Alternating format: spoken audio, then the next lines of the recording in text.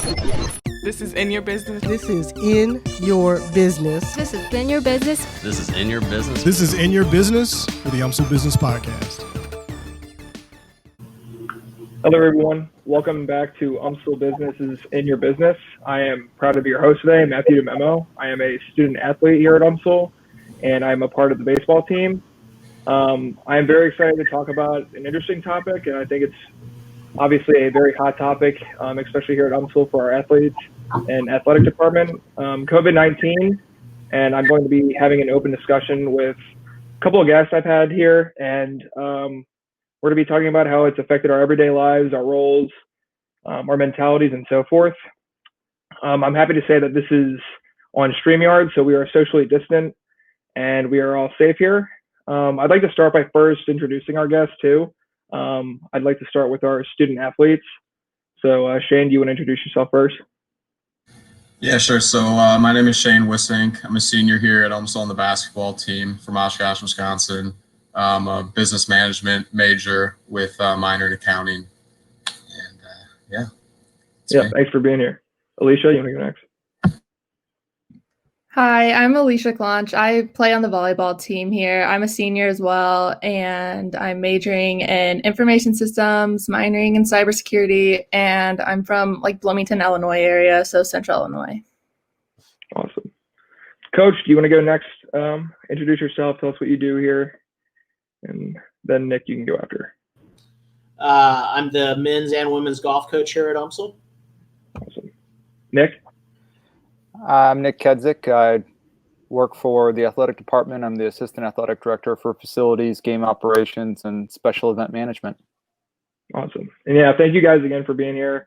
I think this is going to be a very interesting discussion because we've got, two student athletes from that end that can talk about what's been going on and how COVID's affected their everyday lives. And then we have you guys from a coaching standpoint and a daily operations guy who's got to kind of put it all together for our athletes.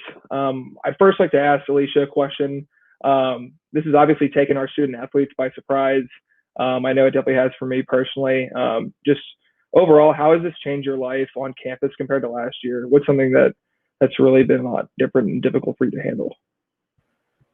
I feel like the biggest thing, right now, obviously we're practicing semi-normally, obviously with masks and everything, but the biggest thing is the social aspect. I feel like you just miss out on so much more. I don't know any of the new people this year. It's so weird to not be able to interact with people and see people every day. And you're just with the same people every day. And it's just it's kind of depressing sometimes because it's I want to meet all the new people. I want to be around people and do things like normal, but obviously you can't because you can't be within 6 feet of people if you're in a big group, or just basically the social aspect of it, of college. Yeah, I definitely agree. I think last year we had a very close team personally from our team. And this year, with everything being pushed back a little further, we're ending practice November 20th. It's kind of weird that we're just now starting to get to know our team personally. So I definitely agree with that aspect. As far as that volleyball team, what's some of the new things you guys have had to try to get to know each other? So since we're not allowed to do a lot of team bonding, we basically only see each other at practice. I mean, we all interact within group messages and stuff. We used to do a lot of team Zoom calls every week. One time it was over the beginning of the school year where we're all still kind of quarantined. We did a game night on Zoom to try to get to know each other, but it's just not the same. But I think it's getting better. We're all connecting with better friendships and stuff on the court since we see each other every day now. But at the beginning, it was really hard to get to know the freshmen and actually interact with them since you can't actually be in person with them. Yeah, well, that's good. My next question goes to Shane. Shane, what's been the biggest challenge you faced so far this year to make sure that you're getting the most out of what you want? I would say both personally as a team, we've been most affected just by not being able to get into the weight room like we normally have, and just our conditioning regimen was a lot different.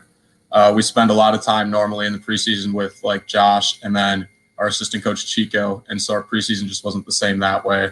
So you're seeing little injuries here and there that you normally wouldn't see at this time of the year.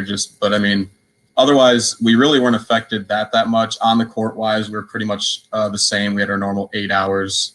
But like Alicia said, socially, it's just been different. We don't really know. I think we've got 3 or 4 new guys this year, and you just don't get to know them as well as you normally would when you're able to go out and hang out with each other outside of the court. So yeah, absolutely. Yeah. Awesome. My next question goes to Nick. Nick, can you just give us a basic description on how your roles in your everyday life has kind of changed when it comes to the COVID-19 precautions? Sure. Yeah. I mean, when everything started in March, Mark Twain was shut down. And so all the coaches went home and worked from home. The only people that were allowed on campus from the athletic department were myself and Lori. So when it came to taking care of facilities, we were walking them daily. I was on campus 3 days a week. Lori was on campus another 3 days a week. And I mean, our athletic director, Lori. And so it was pretty interesting. We did a lot of dragging softball, baseball fields to make sure that those wouldn't go unkept, because coaches weren't here, student athletes weren't here. So, and over the summer, it just kind of evolved into trying to figure out how to get our student athletes and our coaches back into the building, trying to figure out what the guidelines are for St. Louis County, because that's what everybody here is kind of under is the St. Louis County guidelines. So things changed daily. A lot of things are still changing. There could be more changes here to the guidelines coming up here in the next couple of weeks. So it's definitely kept us all on our toes, and it's added a little bit more entering the building, as all of our student athletes know, is a much different process now than it has been in the past. Even as Alicia talked about, practice is different. Everyone's wearing masks. Things are just incredibly different, and it's I'm sure incredibly stressful on the student athletes. And as you said, there's not a social aspect that it's got to be pretty tough for our student athletes to handle all of this. But thankfully, I think you have all been doing pretty well. So, yeah, no, we definitely think from your guys' end, it's been great too. Just personally speaking, we didn't know if you were going to even be here, this fall, and like you said, things are changing every day. So we're happy that we get the opportunity to do that, and if it means wearing a mask and doing a couple things different, we at least still get the opportunity to compete and practice and so forth. So awesome. My next question is for Troy. Troy, how was the travel for your first women's event? And was it tough being the first team going on the road? And what was your experience like?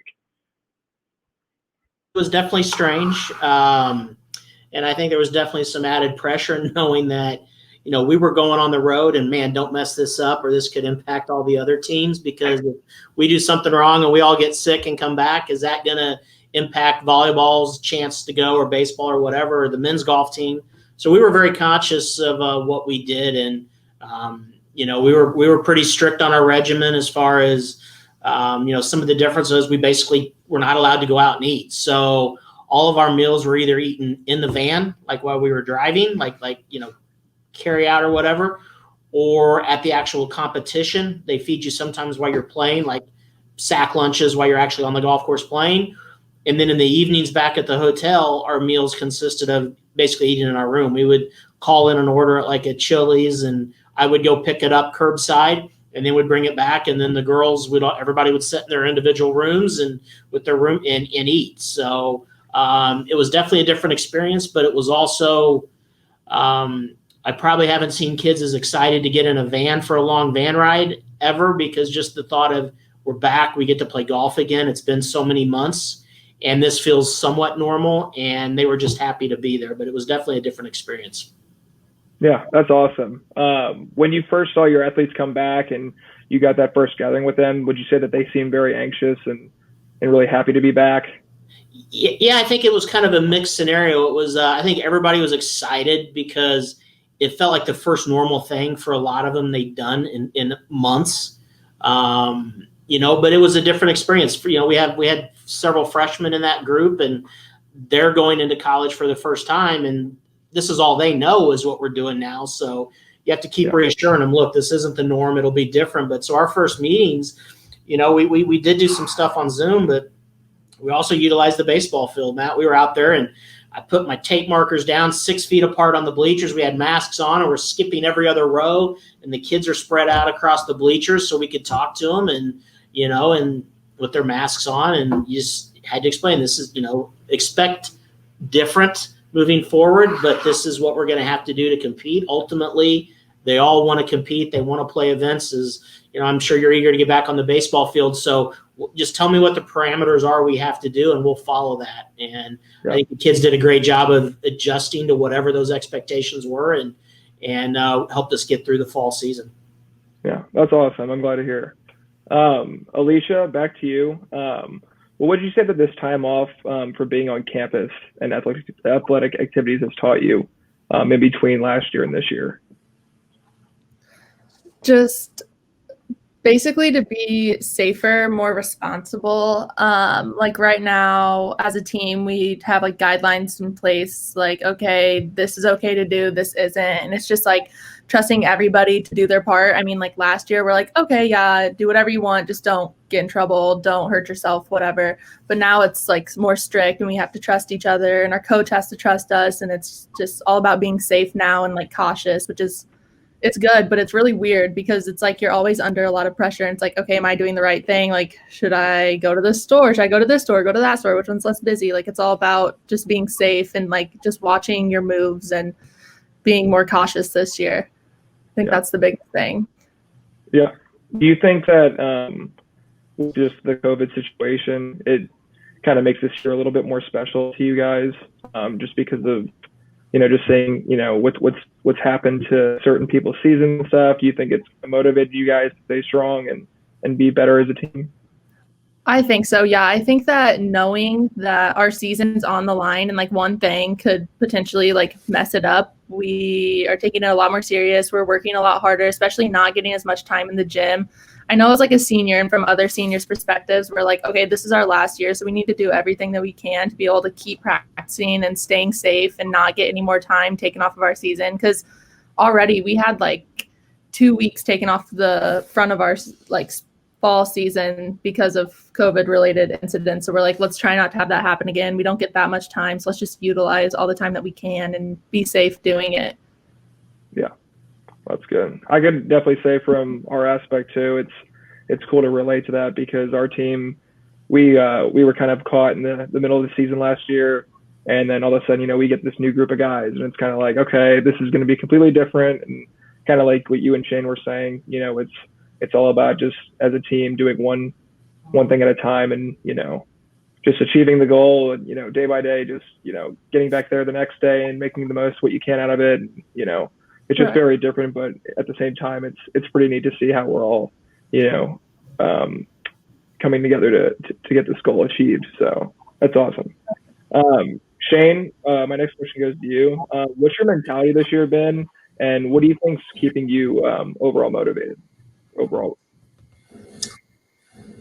I mean, last year, just like your season got cut short, ours got cut short, and ours got cut short at probably the worst possible time. It was the first time we've been to the tournament in 30 or 40 years here at UMSL. And, that was a big accomplishment for us, but obviously we had bigger goals in mind. We felt that we could really compete, not only, in the conference level, but regionally and nationally. We felt like we had a team to go places. So this year, coming back, we're all extremely motivated. Since day one, we've all been locked in at practice and ready to go. Because we've got, high goals and high expectations. I think I saw we were in one poll ranked like 7th in the nation. So the target's going to be on our back this year, which is a lot different than it's been in the past. So, we're very motivated to get back to where we were and then improve upon that to prove that last year wasn't just a fluke and, we can do good things as a program going forward. And then Alicia, as a student athlete, how has time management been tested with online classes being thrown in the mix? What's that been like? Because I'm sure in the past you were obviously in class. Now it's all, mostly over Zoom and just more, kind of in your apartment probably. What's that experience been like? It's the time management thing has been kind of hard because you'll see you have assignments due, or like for me, none of my classes have Zoom, so it's kind of all on your own.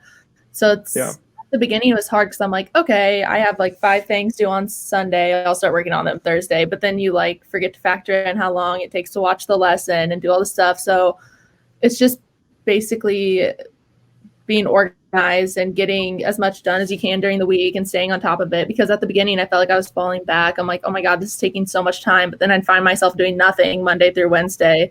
So I had to get like a planner and write down everything and make sure I knew when things were due, when to watch the videos to give myself enough time to like do projects and stuff. So just the organization part of it at first was weird, but it's kind of nice being able to do things like on your own time. Like if I want to watch this class at 9 p.m., like that's fine or whatever. But other than that, basically organization was the biggest thing. Yeah, absolutely.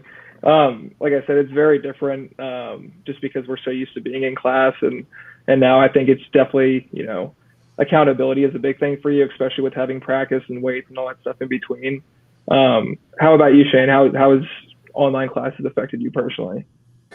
I mean, in years past, I've kind of almost been like 50-50 as it was with online classes. So I was pretty used to everything, even last semester going all online. And then this year, everything of mine is all online as well.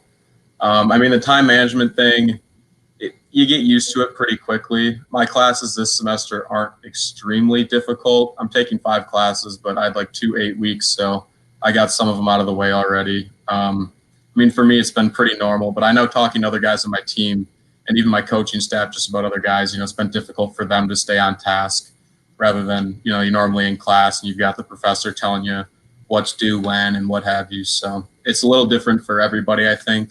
But for me personally, the transition's been pretty easy. Cool. Awesome. Troy, for you, have you had to rethink your outlets for recruiting? And if so, how did your summer plans change directly from COVID-19? Yeah. So obviously, our summers are spent primarily focused on recruiting. So in a sport like golf, that's when the kids are playing most of their high-level competitions outside of the school season. So in a typical summer, I would be, traveling and recruiting and quite frequently, a couple days a week on most weeks. And that was all taken away this summer. So signing day was yesterday. We're in the process of signing 3 new players between the men's and women's team. And those kids were basically recruited, offered, and committed without us getting to watch them play in person. So that's a very different, very tough thing. So you Skype with them, you Zoom, you watch a video of them playing golf, and you evaluate their scores in competitions. And it was a strange thing, but that's what everybody had to do. So but yeah, we just made the best of the situation that we could. Yeah, absolutely. Nick, for the student body and fans, what's competition expected to look like? Will we be watching games in person? What's your guys' plans behind the scenes there? Well, Matt, that's the $1 million question, right? I think a lot of people are wondering that. As of right now, the University of Missouri St. Louis is not going to have fans for this semester. So what that means is we actually have already hosted 3 home events, believe it or not. One of them being Troy and the golf team hosted an event at Fox Run that was off campus, but still hosted by UMSL. And then we also had 2 swim meets, well, technically 3 swim meets on 2 days, hosted by the athletic department as well. Everything was live streamed. So fans were able to watch online, but fans weren't able to be there in person. And that'll be that way for the rest of the semester. Our next home event is the Friday after Thanksgiving. Men's basketball and women's basketball are going to start their season. So they'll play that Friday after Thanksgiving, and then the following Sunday. We actually have 5 home games for our women's and men's basketball teams this semester yet. So one thing that you've probably seen, if not, check it out online. You can buy fan cutouts for $35 cutout. And we're getting some pretty interesting cutouts sent in. I know Troy sent in his dog, and his 2 kids have cutouts as well. I just got one for Tom Brady, so he might jump into the stands. There's been some interesting ones sent in so far, so I think a lot of people are having a lot of fun with that. in light of not being able to be there in person. The good news is they're going to be live streamed, so you're going to be able to watch them, similar to all of your classes online. So Yeah. it's it's an unfortunate part of the environment right now, but we're going to continue to reevaluate the situation as we move forward. And as you all know, there's a lot of sporting events that are going to be happening in the spring because a lot of events, volleyball and both men's and women's soccer, have been moved to the spring now. So there's going to be a lot going on here on campus, and that's going to be a really, really exciting time. And hopefully things get a little more calmed down to where we can have fans out there. But no matter what, we're going to be live streaming to get fans the opportunity to watch games. When we have overlap dates and things like that, you can only have so many cameras at so many places. So maybe there won't be one game live streamed for a team and one game live streamed for the other, but we're going to conquer that as we go. It's taken a lot of kudos to our athletic director, Lori Flanagan, and then also the rest of the athletic staff has really bought in and tried to make this tried to follow the guidelines to a T and make this as safe as possible so that we don't have stoppages. Because I know, you're seeing it at the highest level at Division I football.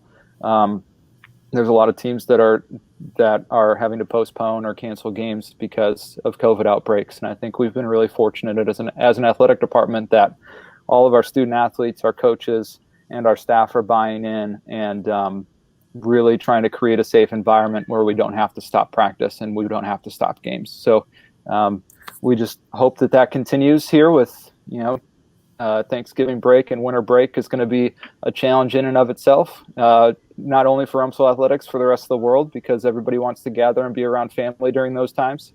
And we'll just keep on approaching it one day at a time. I think, I wish I could tell you, yes, we'll have fans in the stands in January and February, but as we all know, I think the world changed and flipped on its head in March, and all of a sudden it was just completely different, and everybody just started to adapt and recognize that 2 weeks from now may look very different from 2 weeks previous. And so it's just been a survive and advance, as Shane, I'm sure, knows that term pretty well.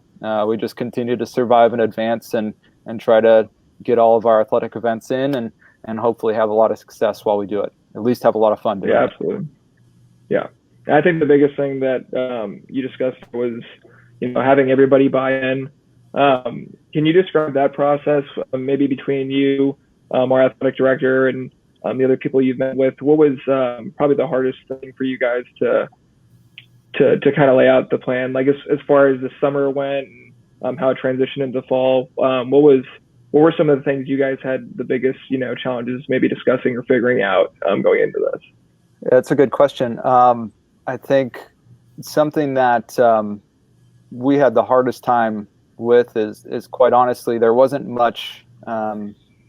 Obviously, the last true pandemic was 1918, and I don't know if anybody definitely no one on our staff was alive, but no one with the university was alive at that point. So we were trying to figure out basically an unprecedented occurrence, how to make it all work. And just like everyone else sitting at home watching the news, you're trying to figure out what to do with masks, what to do with all the science that's being discovered about this disease, and taking into part, okay, this is what they're saying now, this is what they're saying then.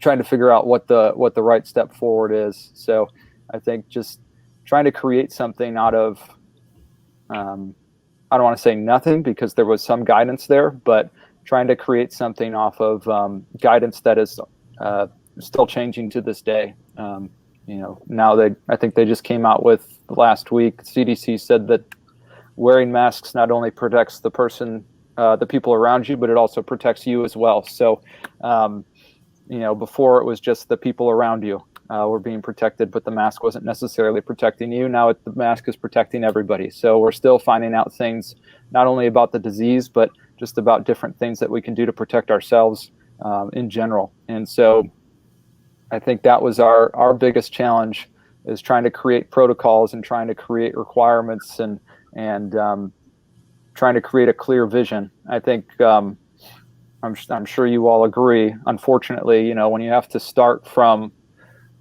a place and say, okay, you have to have masks, you have to have social distancing, temperature checks, all of these things, it's a lot easier to lessen that moving forward than it is to start adding more procedures and requirements. So we tried to start with as heavy as it possibly could be, so that there was a general understanding that, hey, this is serious and we need to focus on it. And I think everybody did a really good job of doing that.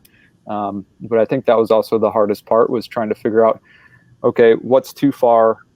Where's our central location here? How can we make this all work? And then also, we have to all report to somebody else too. So we have to run it up the chain of command and get approval from the university that they agree that our plans are appropriate and preventative. So I think, thankfully, they agreed to that pretty quickly, and we were able to get everyone back on campus for the fall and practicing again. And so far, so good. So, Awesome. Yeah, we're definitely happy to be back. And again, I think we've all agreed that you guys have been doing a great job, and we're sure it's pretty tough to make those decisions and try to, expect, something to run smoothly, but it's been great. We've all been happy to be back. And I know from the baseball standpoint, it's been doing really well for us. So we just want to thank you guys for doing what you can to make sure our experience is safe. And like I said, just be back here on campus. So I think that's all I got. Sorry, I was just going to say, we really appreciate as well the student athletes doing everything that they can to make sure that everything is safe around here. It's important for us and our families, and you and your families, and everyone else around the campus. So just thank you very much as well for making sure that you guys are also staying safe. Absolutely. Yeah, that's all I got today. Thank you for my guests for joining me today. Thank you to the student athletes for sharing their sides of the story. And then thank you, Coach Troy, for giving us an insight from a coach's perspective with your players. And Nick, thank you for being on the inside things with our athletic director and our teams there, for giving us a safe experience as athletes and getting us back here on campus and competing again. You can find this podcast on YouTube at UMSL Business, and you can also find our podcast on iTunes, Spotify. Thank you for watching In Your Business. I'm Matt DiMemmo, and have a good day.